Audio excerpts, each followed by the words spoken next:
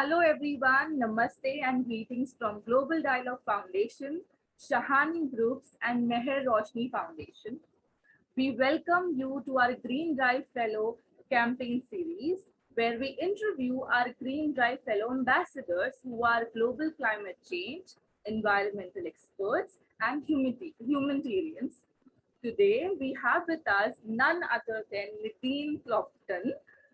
She became a director on Global NGO Executive Committee at just the age of 21, the youngest person ever to serve in this capacity. Nadine is innovative change maker determined to amplify the voices of community ecosystems that are often excluded from decision-making bodies. She co-founded and co-authored the Global Development Initiative, including the virtual Localizing Committee Climate Justice Conference Series. For the past 6 years, she served as a youth representative to United Nations for Australia-based NGO, Caring and Living as Neighbors. She's also working on a film about climate change through a child's eyes, exploring our needs to collective feel in order to climate crisis. Nadine, welcome to Global Dialogue Foundation family. It's my honor to interview and talk to you for a day. Oh, well, thank you for having me. It's a joy to be here. So my first question to you is, you have completed your master's in environmental policy. Do you think there are more lessons to learn from the nature? Absolutely, absolutely. And I think the education that you can receive in the classroom is half of the equation, and then the other half is the real wisdom that comes through when you spend time connecting with nature. I think, Mother Nature, she's intelligent. Our earth is there's a deeper intelligence, and when we can tap in and connect with that, it's really humbling to get to learn and appreciate the wisdom that's already there. So yes, certainly. And I think there's a lot that as humans we have to learn from nature. And nature, of course, is always seeking balance, and in seeing everything, especially looking at our social systems too, they are also ecosystems, but in a different way. And everything is just as interrelated in a complex way, same way as in nature. So yeah, I think she's been my great teacher. As you mentioned about social distancing, my next question to you is, of uh, how do you stay ahead of latest development in the environmental sectors?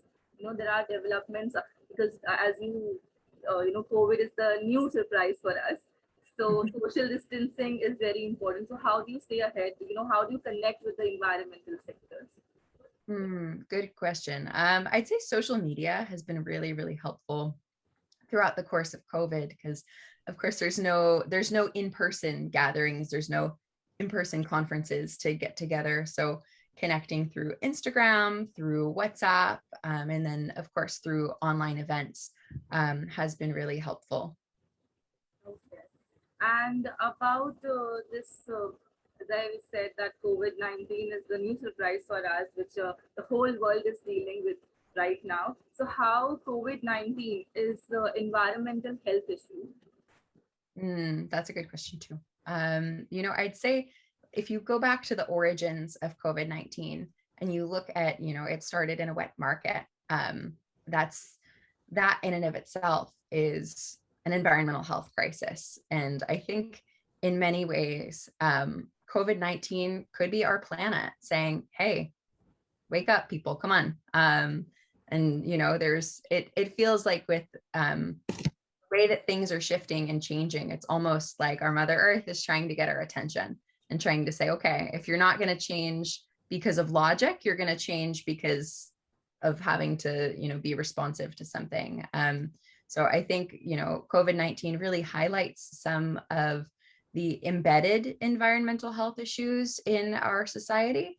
And then, of course, when we went into a global lockdown, seeing, emissions drop dramatically, and seeing the earth finally have a little bit of a break for that couple month period was really a powerful experience to witness. And then, of course, there's an environmental health equity issue with COVID-19, and thinking about the ability to social distance, the ability to keep yourself and your family safe is a privilege in the world that we live in. And environmental health extends not just to the health of our ecosystems, but again, the health of our social systems. So looking at, there are places that are just much more densely populated, and there's a real challenge with that social distancing piece, and then compounded with existing environmental health inequities. So because COVID is largely a respiratory illness,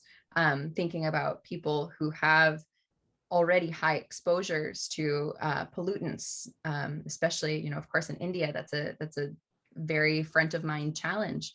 And so looking at the mortality rates, it's only going to compound the mortality and, of course, the severity of disease when there's already pre-existing conditions from environmental health inequities. Do you believe our environment is getting polluted day by day? And if it is yes, then how can we overcome it? Oh, absolutely. Absolutely. I think, we've normalized in our world an ethic of extraction. So extracting from the earth and from each other, and exploitation. So exploiting our resources and then exploiting human labor without so much as a second thought.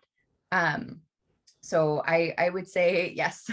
And in order to overcome it, I think, there's a lot you can do in the policy realm for implementing better policies, shortening supply chains, of course, making sourcing more ethical, and looking at, what is causing the most amount of pollution, and how can you shift consumption to move away from, plastics, from single-use plastics, especially. How can you move consumption away from fossil fuels? But there's also an underlying ethical shift that needs to occur. And it needs to be one in which we are grounding our society, grounding our ways of educating young people, grounding everything really in that ethic and that philosophy of care and compassion. And so compassion, for ourselves, for each other, and for our planet. So my question to you is, according to you, what is the biggest threat today in our world? Environmental. What is the environmental threat today? I would actually say it's similarly. It's that mindset, that reckless consumption without any kind of stop. And I think it's especially the overconsumption in the West. And I see it in the US. I mean, there are people getting like Amazon boxes delivered to their house every single day. And it's not necessary. But, I think it's, when you think about mind, body, and spirit, I think it's an issue of spirit.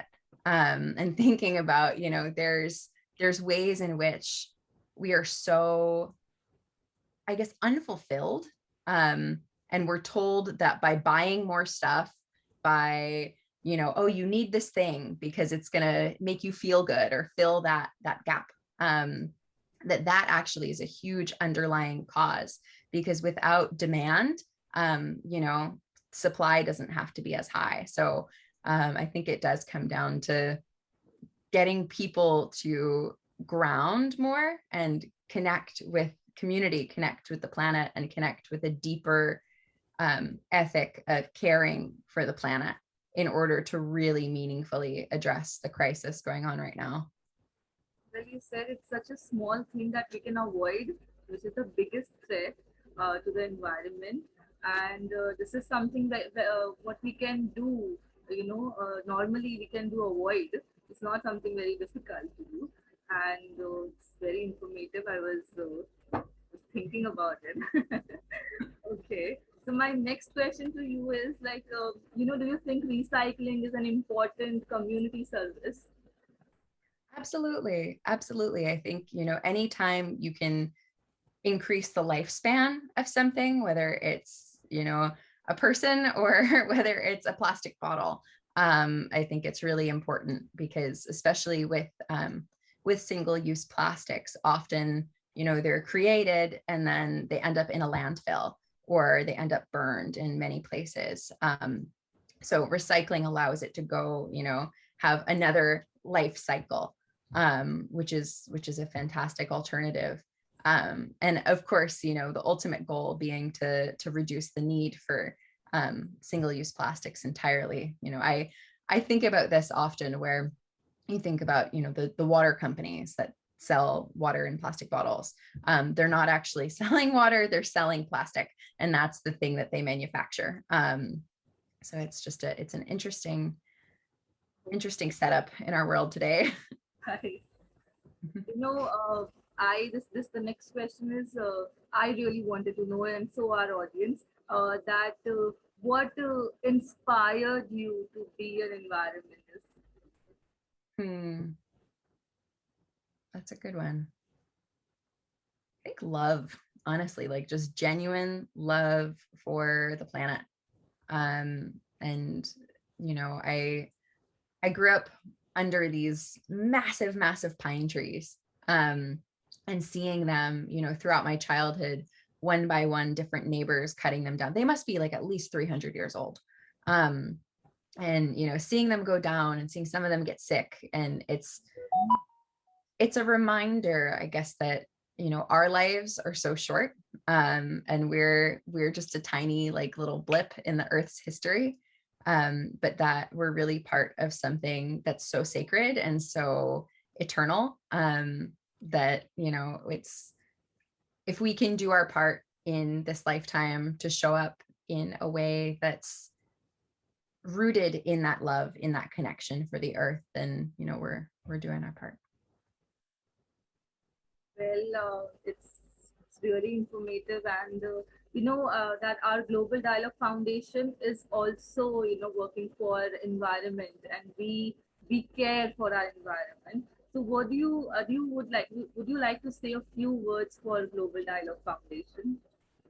Absolutely. Well, first I have to say thank you because it's the work that you're doing of creating dialogues and working with children because you're a teacher, and really stewarding the next generation in a direction where they'll hopefully grow up with the tools to be able to feel that deeper connection. Um, so yeah, just big gratitude to the Global Dialogue Foundation and the community that you have over there for the work that you're doing. Thank you, Nadine. And the last question to you is any important message you want to share with our audience? We would love to hear a few words from you. Absolutely. I would just encourage your audience to share their stories. I mean, every single one of us has a unique story to tell, and especially when it comes to the climate.